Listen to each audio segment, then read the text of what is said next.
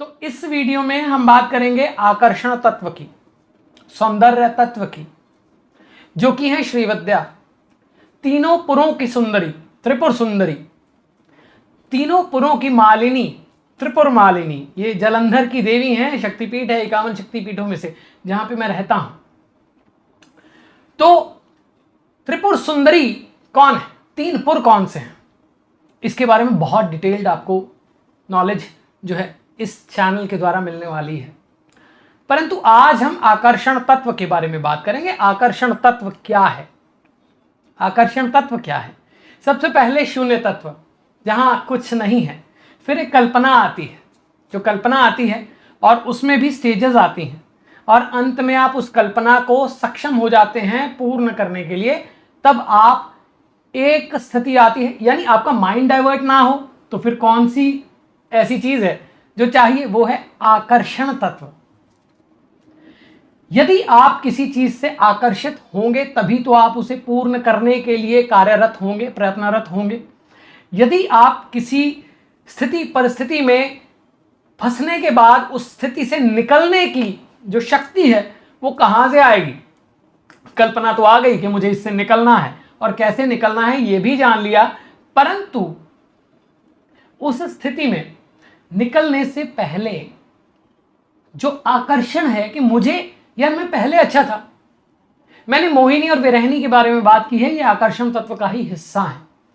अब देखिए, मैनिफेस्टेशन पे आज के टाइम में इस वीडियो को अगर मैं मैनिफेस्टेशन के नाम पे, लॉ ऑफ अट्रैक्शन के नाम पे दे दूं तो शायद कितने ही व्यूज आ जाएंगे, क्योंकि वो टर्म है।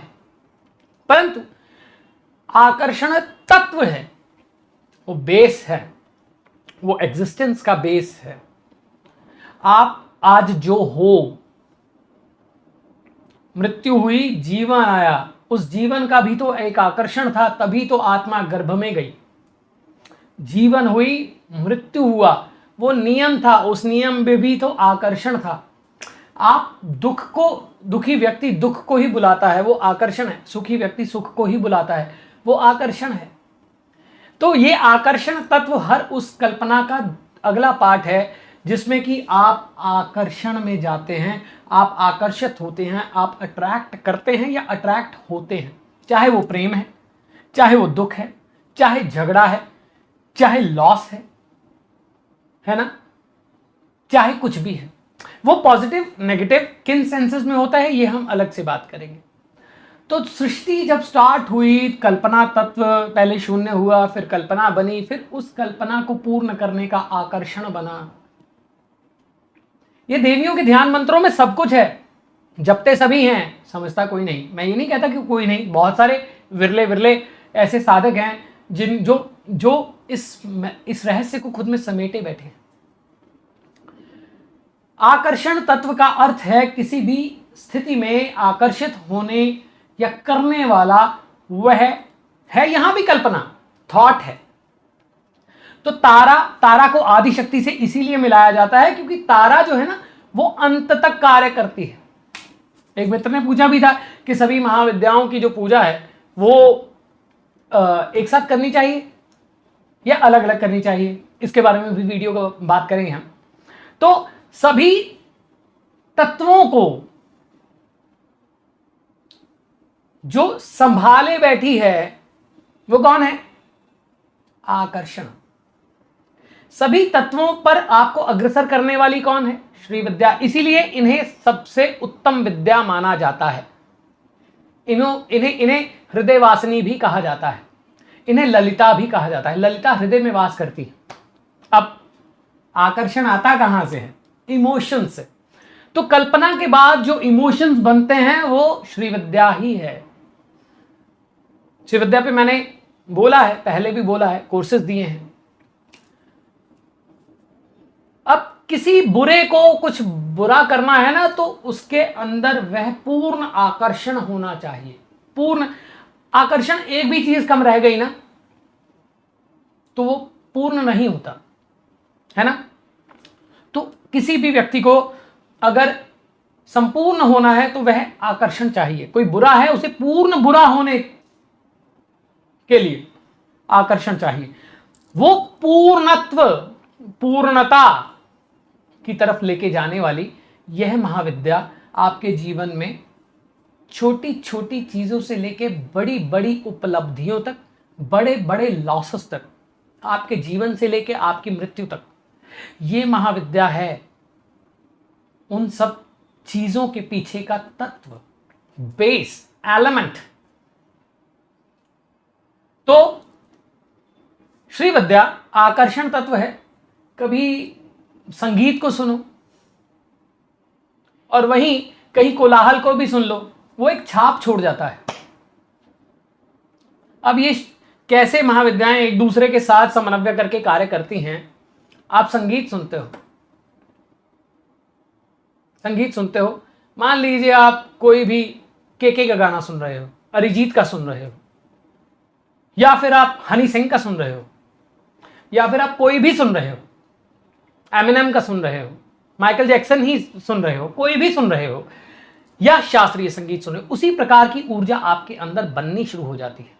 आप जब YouTube म्यूजिक में जाते हैं या फिर किसी में जाते हैं तो वहां पे जनरल्स आती हैं कि वर्कआउट की, मोटिवेशन की, एनर्जी की, सूदिंग की, कौन सा आपको मूड जो है, जितने मूड हैं इनका सीधा संबंध आकर्षण से है। और आकर्षण का बेस मूड है और आकर्षण के साथ मूड्स चलते हैं और मूड्स का बेस आकर्षण है, ये एक दूसरे के साथ चलते हैं। तो आकर्षण तत्व श्री विद्या है, जो कि मन की विद्या है, जो हृदय से संबंधित है। अगर हृदय ना हो, कहते ना मैं तुम्हें दिल दे बैठा, देता है कोई? नहीं देता। परंतु क्या है, इमोशन जुड़ गया है, आकर्षित हो गया हूं। किसी की फिजिक अच्छी हो सकती है, किसी की शक्ल अच्छी हो सकती है, किसी का नेचर अच्छा हो सकता है, परंतु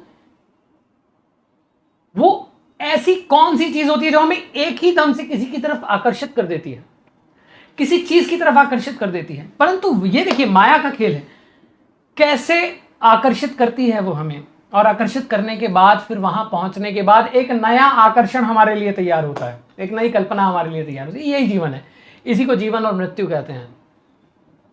मृत्यु केवल आपकी नहीं होती, उस विचार की भी होती है। आकर्षण केवल आप में नहीं होता, उस विचार में भी होता है। उस विचार का बेस भी आकर्षण ही होता है। तो आज के लिए इतना ही। श्री विद्या के बारे में और बात करेंगे, भगवती का आदेश हुआ तो जितनी बात कर सकते हैं उतनी करेंगे।